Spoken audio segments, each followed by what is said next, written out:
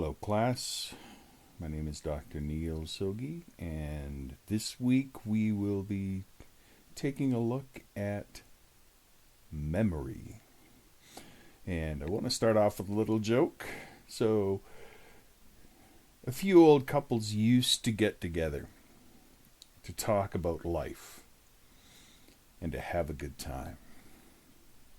One day, one of the men, his name is Harry, started talking about this fantastic restaurant he went to the other night with his wife. Really? One of the men said. What's it called? After thinking for a few seconds, Harry said, what are those good-smelling flowers called again? Do you mean a rose? The first man questioned. Yes, that's it, he exclaimed. Looking over at his wife, he said, Rose, what's the restaurant we went to the other night? Ha ha. On to memory.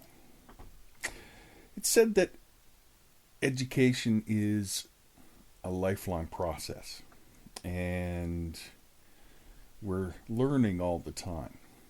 But simply learning without being able to repeat what we've learned in any other situation or in any other occasion is really no use. So, we must be able to make use of past experiences.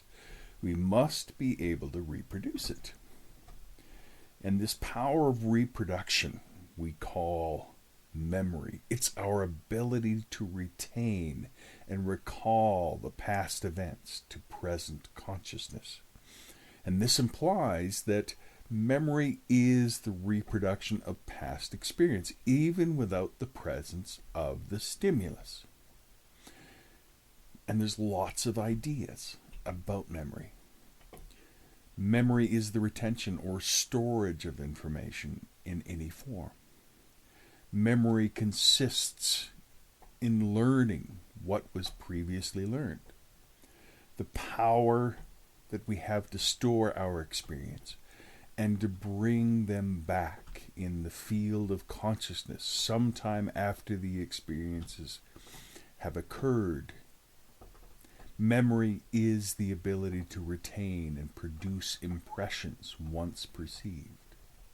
Overall, memory is that special ability of our mind to store when we learn something, to recollect and reproduce it at some other given time. Memory is the complex process involving learning, retention, recall, and recognition. The experiences which we undergo leaves traces in our minds in the form of schemas. The length of our retention depends on the strength or quality of these traces. Now, there's various different types of memory and various parts of our brain that help us encode different types of memory. Now, we're not going to go over the neurobiology of it, but I do want you to understand the types of memory. First off, we have immediate memory, also known as sensory memory or short-term sensory memory. This memory is when the individual has to produce immediately after they learn something. So the learned matter is forgotten quickly. So we may first look at the seat number of our ticket, and once we sit down, we forget about it when we go into a theater. So in this type of memory, the retention time is very brief.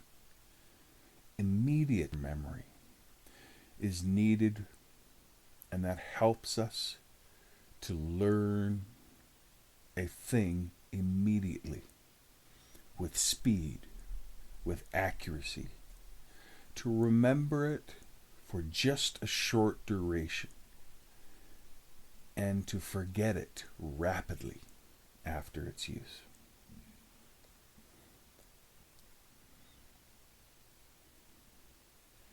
Then there is temporary memory, or what others will call short-term memory. And this type of memory is not short-lived in the immediate memory sense. The information is temporarily stored in short-term memory, and that may last as long as, for example, 30 seconds, even if the material is not being rehearsed. However,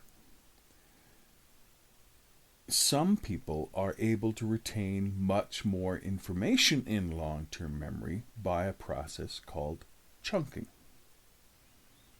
which groups information by coding it. So, for example, the numbers 1, 4, 3, 2, 5, 4, 3, 7, 6 can be remembered by listing them under 3 heads. 1, 4, 3, 2, 5, 4, 3, 7, 6 is easier to remember than the series of 9 numbers that I gave you before. And then we have long-term memory. Long-term memory, also known as permanent memory, is where the individuals learn and retain the information for a very long period of time. There's an interval of time between learning and recall or reproduction. So long-term memory would be something that we would use to, for example, remember our address or our name or our phone number. So we see that memory is a process involving learning and reproduction. The amount of material that can be immediately reproduced after one repetition is called span of memory. And the whole phenomenon of memory can be really broken down and understood under 4 different aspects, what we can call the 4 R's. So they would be registration, retention, recall, and recognition. Registration is the foundation of memory. Something can't be remembered unless it has first been registered or learned. Learning needs to be very economical with time. And so there are different methods that we can use to learn or memorize something. And we'll look at some of those. One of the first ways is what we can call rote memorization. And this is learning basically without understanding. Meaningful material is much easier to be learned than nonsense material. It's easier to learn poetry than prose. Prose is easy to learn than disconnected words. Disconnected words are easier to learn than nonsense words. There's a logical sequence in all of it. And so when ideas are systematically put together or arranged, it's much easier to learn. But if we just simply practice something, we can still learn it. Then there is the technique of spaced or mass learning. In spaced learning, the learner has been allowed some rest in memorization. The subject is not required to memorize the assignment in one continuous time period. Intervals are provided. So we have breaks. Basic principle is work and rest.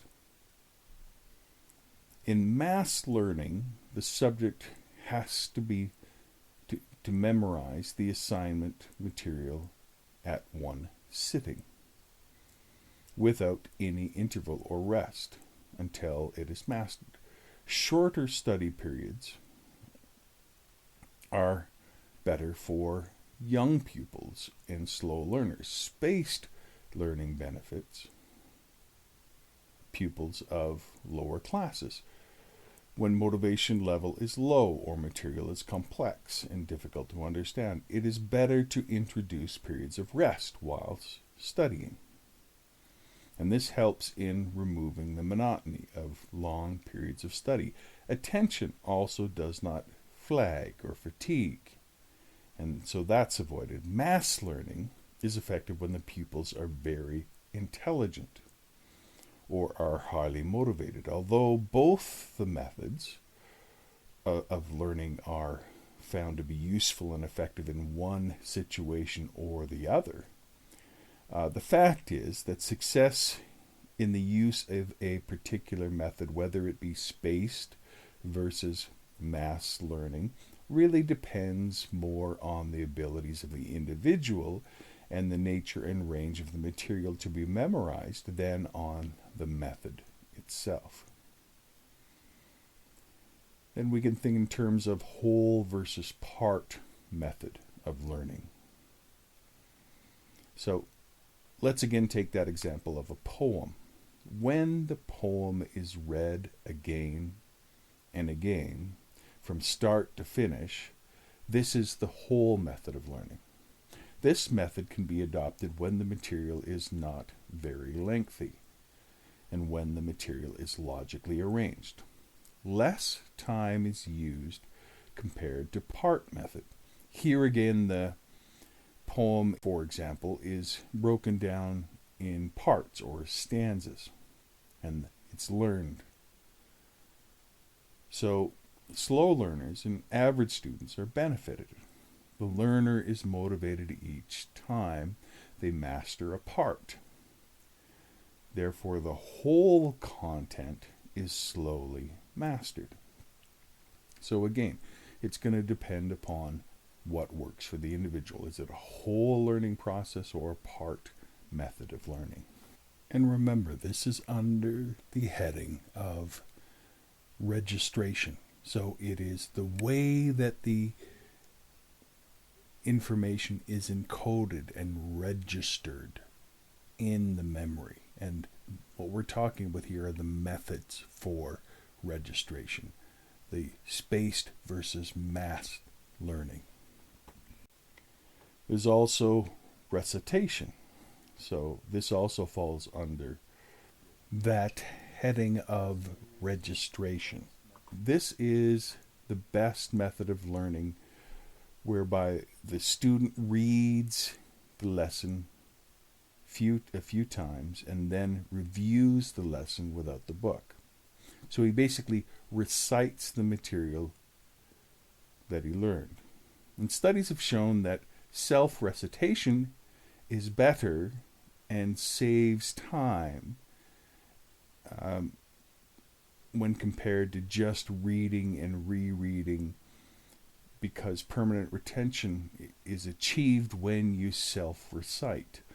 Learners are able to detect their weaknesses through self-recitation, and they can rectify them, and so they can see their progress and they keep up the motivation. And then there are mnemonic devices. And here is where we group things together. So in a mnemonic device, artificial associations are made to the associate of ideas within the material. Therefore, memory can be used to improve through the artificial association, and this artificial association is called a mnemonic. So when I was in school, I had a locker, and my locker combination was 260130. And so in order to remember my locker combination in school, 260130, I would use the mnemonic device. Toothpicks are so dirty. And that would help me to remember 260130.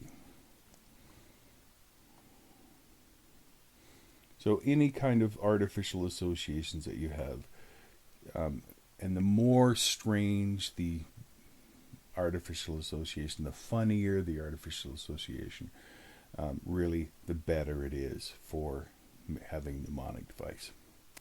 Okay, so that's registration, the ways that we encode the information into our memory. Then there's also retention. And retention is the process of learning that involves the stage of retention. Thus, learning becomes permanent. Retention is the inactive state of a learned activity. So the learning activity leaves a mark on the brain structure. This mark is called a memory trace, which is imprinted on the cerebral cortex. This preservation of the memory trace in the brain is retaining of the learning activity. This can be compared to the traces or marks in the sand. Our footprints made in the sand, for example, when we walk on the beach. The deeper the trace, the longer the retention. The weaker the trace, the more they're going to fade away. Memory can be improved by the depth of the trace or retention. But it's difficult to improve by practice because a lot of this trace depends upon genetic inheritance. But there are some ways that we can improve retention. We can improve retention by recall, by recognition, and by relearning. I should also mention that these methods are good ways to evaluate the retention of the memory trace.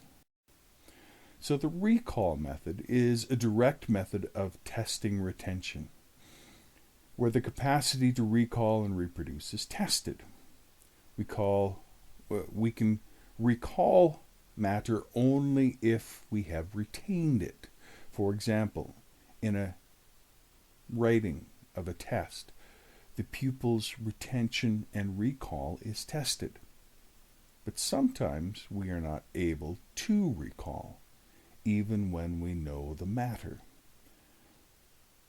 So we cannot measure the retention. Therefore, this is really the poorest retention score of all that is learned. There's also the recognition method. And this method is widely used now, a response given from which the pupil has to pick out of the correct answer or recognize the correct answer. This ability of recognizing the correct answer helps measure the power of retention. Then there's the relearning method. So let's give an example. ABC is learning a long poem, and it takes him 20 minutes and 4 trials to memorize it. After a few days, ABC again learns the poem, and now in 10 minutes and 2 trials, he learns it fully. So we can assume that retention has taken place because the time and number of trials have reduced. Therefore, this method is the best compared to recognition and recall methods.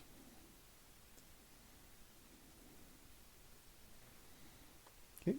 Then we have recall. The third aspect of memory is recall. We learn because we need to recall them at some point of time or another.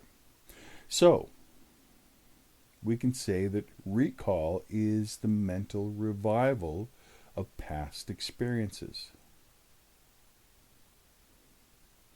Recall depends on the mental condition and the memory trace formed. And then we have recognition.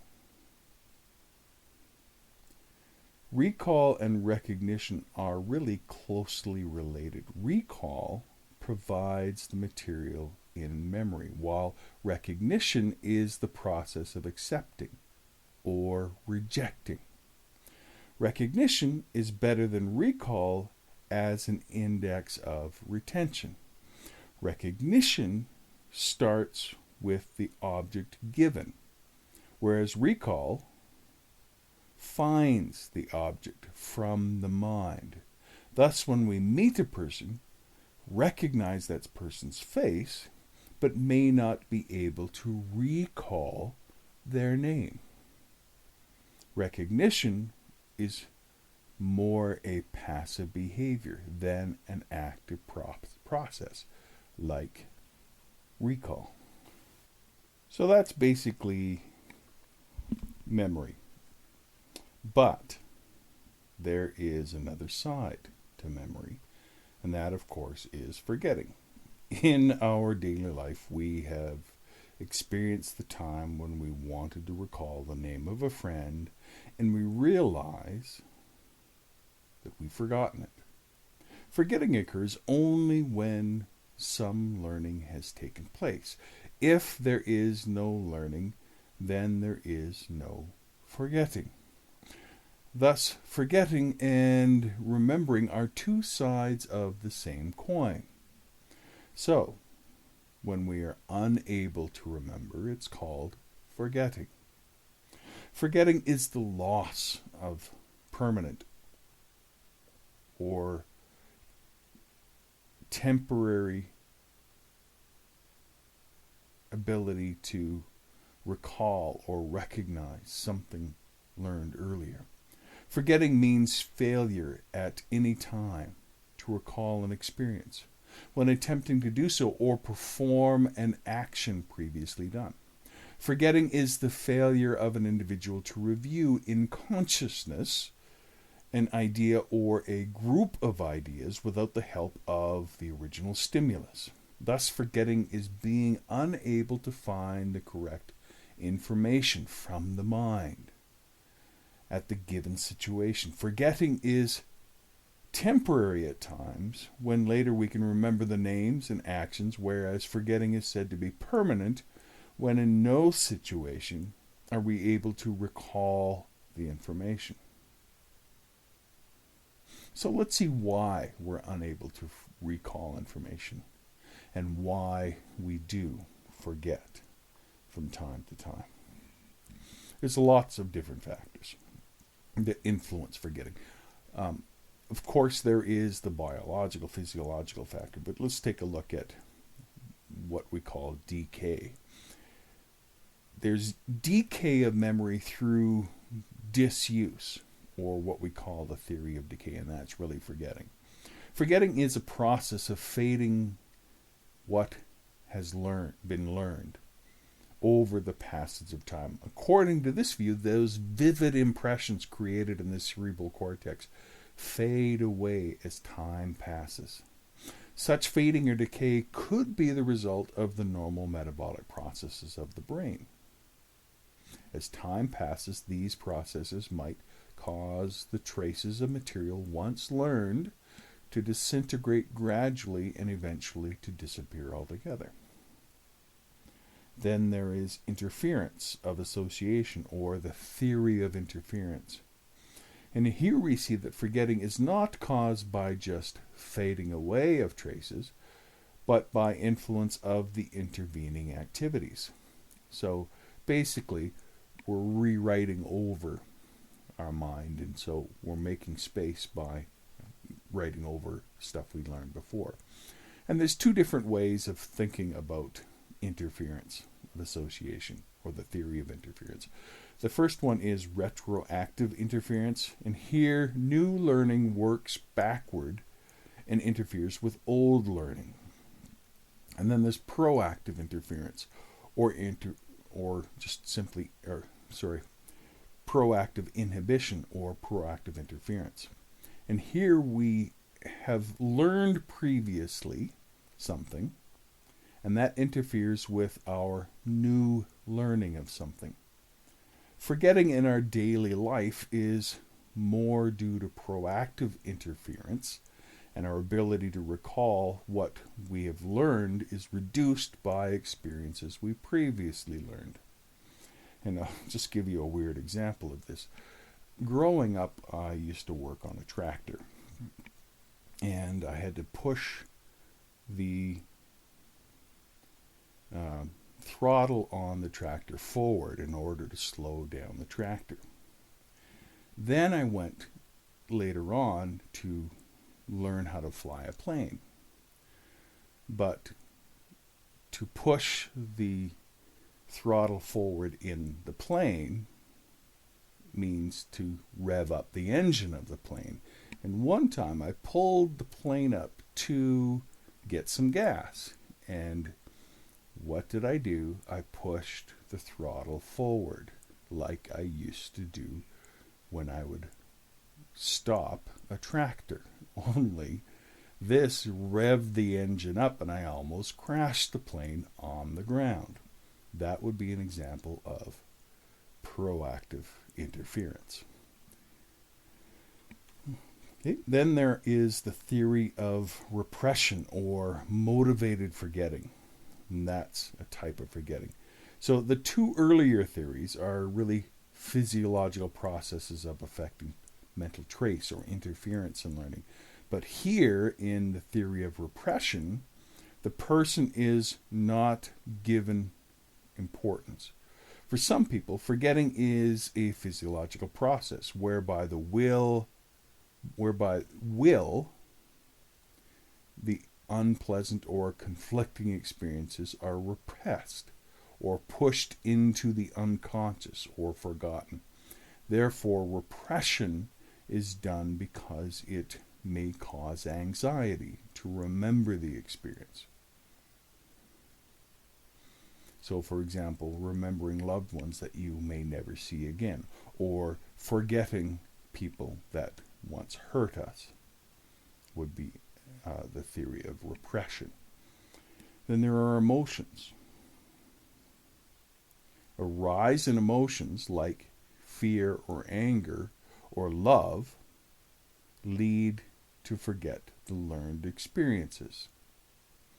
So a student afraid of a teacher may forget what has been learned. There can also be a change of stimulus conditions. And we may have learned in a specific environment, but we forget in the changed environment. And we can say this. We can say that we speak well at home, but in front of an audience, for example, we forget how to speak. It may be because of poor health that prevents us from remembering learned material. Or we may have a defective mental state, so we may be exhausted or have a lack of interest, or simply not have the will to try to remember something right now. Now, there are some factors that help us to minimize our forgetting, or factors that we can say help us to improve our memory. One of those is the rate of learning. Now, it's really a fallacy that rapid learning is associated with rapid forgetting, that idea of easy come, easy go. But the reverse is actually true. In rapid learning, forgetting is slow. And when learning is slow, forgetting is rapid. Thus, a slow learner would eventually lose interest in the subject, thus forget the material rather quickly, compared to a quick learner. Then there's overlearning, and this is when forgetting is said to be taking place as soon as we stop learning. So we must recall immediately after we have learned something. And this must continue after intervals. Learning must be carried beyond the point where recall is just barely possible. Overlearning is beyond the point of complete mastery, where it strengthens the impressions in the brain. Now, finally, how can we improve the way we learn and decrease what we forget? First off, we need to have a will to learn. Learning is better achieved when there is a drive to learn. Thus, without intention, learning is not achieved. Second, use multiple sensory learning.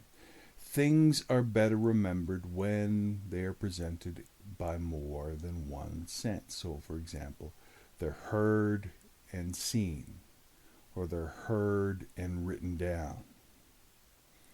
That always helps better retention.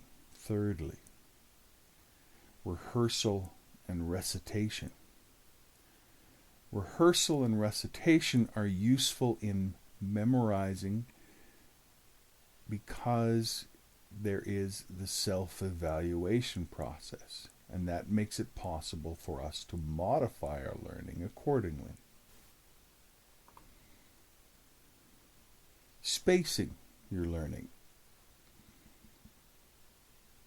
So distribute your learning, and that helps for better retention for the things you learn when you break it into small parts, and therefore it is retained longer. Next, if you want to remember something, follow the principle of association. Associating what we are learning with what we already know helps us remember something. So, for example, A for apple, B for bear, Z for zebra. All of that helps us to learn. So, again, following that idea of associations, use correlations. It's important not to put what you learn into watertight compartments. It's better to make associations with what you already know, to relate it to other subjects that you find interesting. And that way you will create better correlations and stronger connections. Also use the principle of grouping and rhythm. For example, multiplication tables and poems are easier to learn because of grouping and rhythm. Use mnemonic aids in your learning. And then vary the way that you study. Go from whole to part to whole. So before intensive study, go through the whole matter. Understand it. Then break it down into parts. And then understand it. And then study it in a whole again. And understand it. And then follow the whole to part. And part to whole. And in doing that, you will really remember something for a long time. It's also important to remember to take breaks. So, study, take a break. Study, go for a walk. Study, rest. Study, take a nap. A fresh mind stores more meaningful experiences over a long period of time than a fatigued mind. It's also remember to overlearn something. Overlearning helps with your retention. You review something, you revise something. If you go over it again and again and again, your mind knows this is important, I must keep this, and it stays in your long-term memory. So also avoid interference or subject similarity. Interference, remember, causes forgetting. So similar situations, subjects, should be spaced out. You should complete the work of one, do sufficient drill work on it, and then begin learning the next situation. And always remember that it's good to have a good learning environment, that where you can focus, where you have some aids to help yourself remember, to use varying techniques. All of this helps in you to avoid forgetting and to maximize your learning. And we will stop there for today. I hope you have a good week. Bye-bye.